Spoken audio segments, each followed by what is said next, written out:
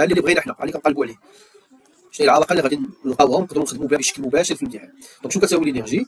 هذه بريم ليبيري، دونك كتساوي ان فوا او ليبيري.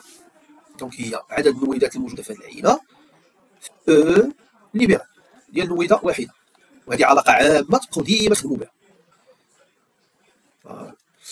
هذه العلاقه اللي عندنا راه حنا كنعرفوا ان هذا العدد ديال النويد، عطاوكم العدد راه غتعرفوا العدد، ما عطاوكمش العدد عطاوكم الكتله، راه كنعرفوا بان هنا شفنا ديجا كو اون ا لو نومبر دو مول est égal à m sur m، ويساوي ايضا العدد ديال النويدات على ثابته افوكادرو ولا عدد افوكادرو.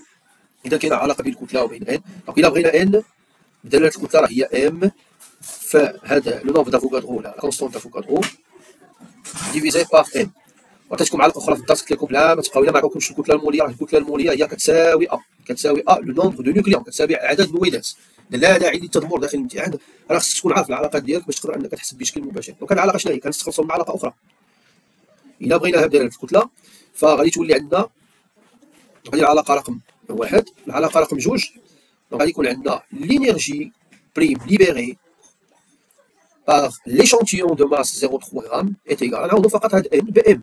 Donc n شنو كتساوي m fois la constante d'Avogadro divisée par la masse molaire. Donc il y a m fois Na divisé par la masse ديال شكون دابا في هاد الحاله ديالنا حنا هو لو كاربون. في الحاله الاخرى العامه النويده المتفتته اللي كدير داك ديزانتيغراسيون اللي هي سبونتاني. دونك هنا نديرو اكس بصفه عامه نضربها في لينيرجي ليبيري بار ان نوكليات.